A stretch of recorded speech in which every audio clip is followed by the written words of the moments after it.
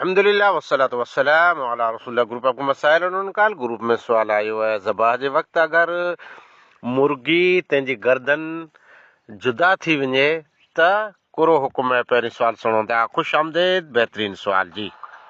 अस्सलाम वालेकुम रहमतुल्लाहि व बरकातहू। शेख वालेकुम सलाम व रहमतुल्लाहि व बरकातहू। आफियत से हूंदा इंशाअल्लाह जी सही। हिकिड़ो सवाल है कि पाण मुर्गी जिते दुकान मुर्गी जे दुकान में था मुर्गी गिने लाइ वञूं था त अमुक मुर्गी जेको तकबीर वारी जेको रोसी है डायरेक्ट डोगो कपे विझे था त भला ई हलाल थींदी या न थींदी?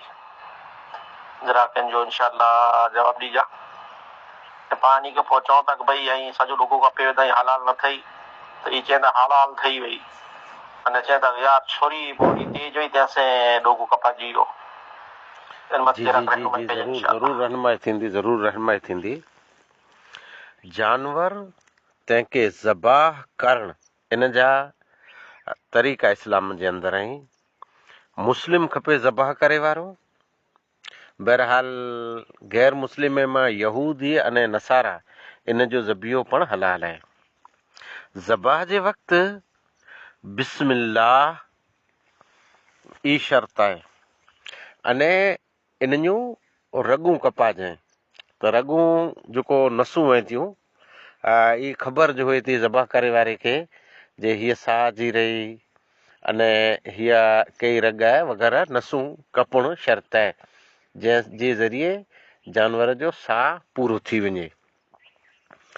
ज़बाह करण वारो मर्द हुए चाहे औरत, ज़बियो हलाल आहे। औरत जे हथ जो पण ज़बियो हलाल आहे। औरत जे हथ जी हर रेसिपी खयूं था अने ज़बिये जे बारे में जरा खंड असां ई पिया सेवयूं, सूजी, सीरो, कोरमो, कुकड़, फलां फलां फलां, पर न औरत जो ज़बियो तंहिंजे बारे में अमुक जॻह ते नफ़रत थिए थी। बहरहाल औरत जो ज़बियो पण हलाल आहे।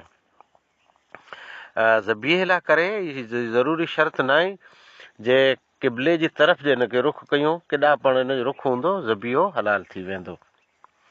रहियो मसइलो हिन जी गर्दन जुदा थी वई त हलाल आहे की न आहे? जी तव्हां पण हलाल आहे अने झटको ॾियणु शरीयत में मनाई आहे। इस्लाम जो नियम आहे इज़ा ज़बाह तुम फासिनो ज़िबह, जॾहिं जानवर खे ज़बाह कयो त बहितरीन अंदाज़ से ज़बाह कयो। इनखे तकलीफ़ न थिए खपे, तड़पाए तड़पाए इनखे ऐं न मारियो, बल्कि बहितरीन अने सुहिणे अंदाज़ में जानवर खे ज़बाह कयो। एतिरी सिधी शरीयत चए जे जानवर ज़बाह कयो त इनखे साम्हूं छुरी पण तेज़ न कयो। इन जो मतिलबु इहो आहे जे जानवर खे अंदाज़ो थी वञे थो जे इहा धारदार चीज़ रही न मुंहिंजी गर्दन ते अचे वारी आहे वग़ैरह वग़ैरह। अॼुकल्ह पाण ॾिसूं था त दुनिया भर में मुर्गियुनि जा दुकान घणा आहिनि। हर गामड़े में, शहर में, जॻह जॻह ते मुर्गी चिकन सेंटर लॻा पिया आहिनि। अने चिकन सेंटर वारा जे ॾिसो ज़बाह करे वारा, मूंखे कीअं वांदो न आहे, वीचारा हू धंधो कयूं था, अलाह उन जी रिज़्क़ रोज़ी में बरकत नसीब फरमाए। पाण इस्लामी तरीक़े ते ज़बाह जे कईं त बहितर थिए। ख़ाली रोज़ी रोटीअ जो न नारियो खपे, इन खे रोज़ी रोटी भेरो इस्लाम पण पहिरीं रखियो खपे जे हीउ गोश्त असीं मुस्लमान खे ॾियूं था, अवाम खे ॾियूं था त उन खे हलाल ॾियूं। इन जे मुंहं जे अंदरि गुटको अने पान की मुंहुं बदबू से भरियो पियो आहे, ज़बाह करे पियो। इन जे मुंहं में धूंअं चालू पिया आहिनि बजर जा, तंबाकू जा, अने ज़बाह पियो करे। हेॾा ज़बाह पियो करे, हेॾा ॿिए खे कमु पियो ॾसे हीउ कयो की हू कयो।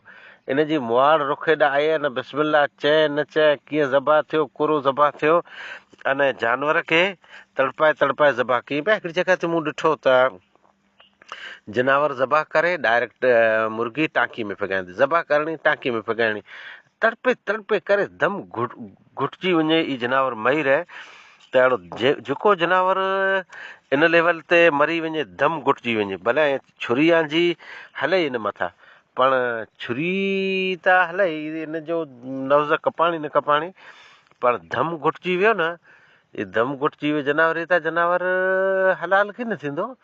त इस्लाम जा तरीक़ा आहिनि, लखण खपे, सफ़ाई खपे, अने जानवर मथे पण एहसान खपे।